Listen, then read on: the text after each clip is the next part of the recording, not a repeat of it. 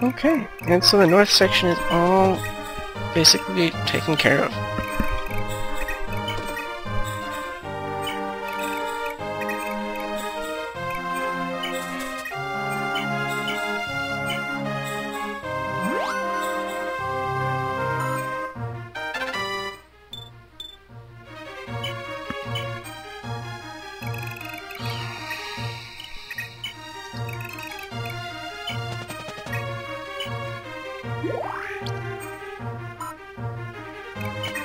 Yet again, gotta make sure to keep them separated.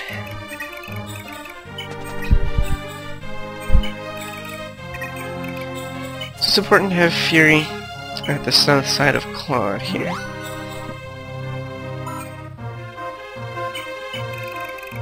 Because that gives her just the proper range to execute something she'll need to do in a couple of turns.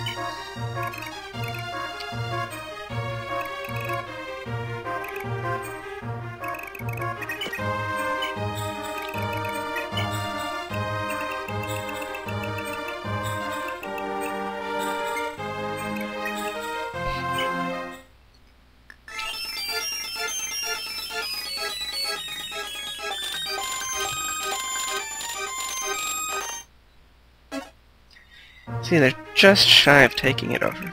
I don't know if they could have made it if the RNG had been more favorable for them in the NPC fight out.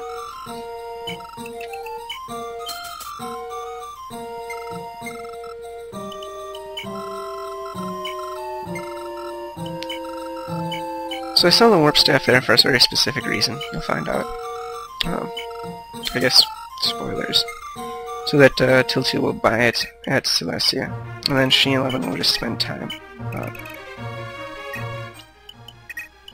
basically with, mutual masturbation. He sits around and gains love points, she sits around and gains love points, and experience.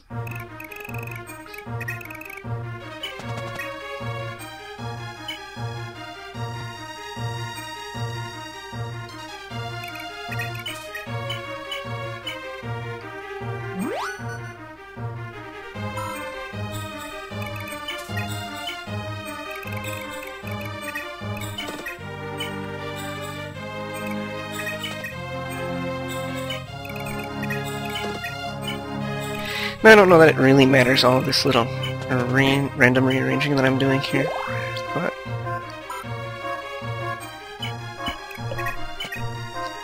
I was trying to keep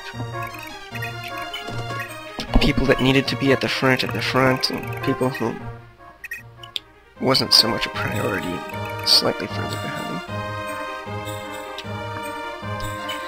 It's all kind of random and not exactly a hard science. I also slightly screwed up. In my notes I'd sent Beowulf out last turn, and so he was one square to Chessus's right. This eventually would cause a deviation in the final 5 turns, but it was worth redoing because my strategy was fairly inelegant and almost ended up with Ira and Alec dying due to Pam Squad. So I found a better way.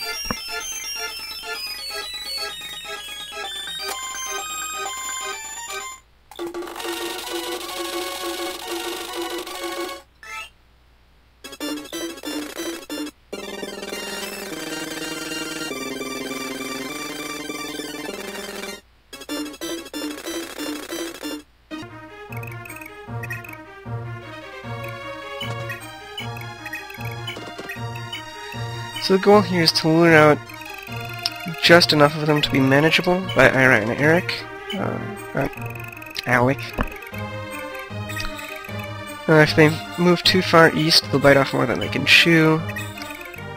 If they don't move far enough east, they won't draw off any. So it took a bit of trial and error to figure out the right way to handle that.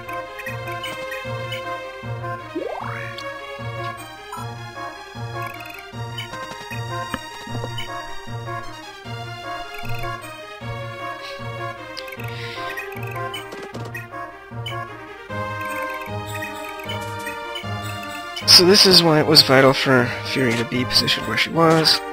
She needs to kill that Blizzard Mage, otherwise it'll take down the civilian. And we can't have that happening. And it also allows her to get right back next to Claude, so they don't have to interrupt their happy fun times.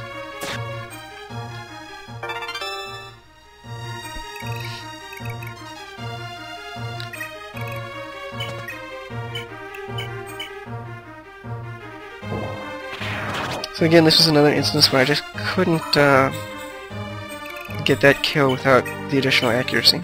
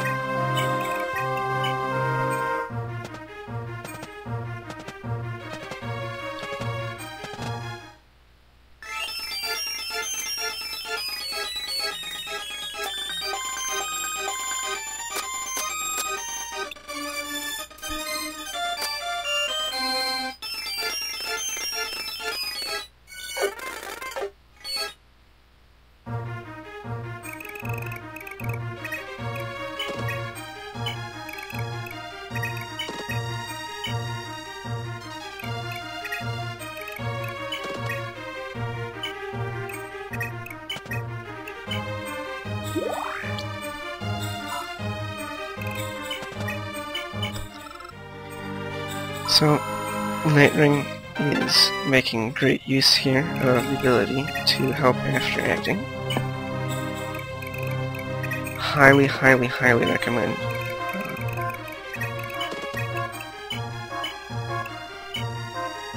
For this chapter in particular, there's nobody that makes better use of the Nightring in my opinion.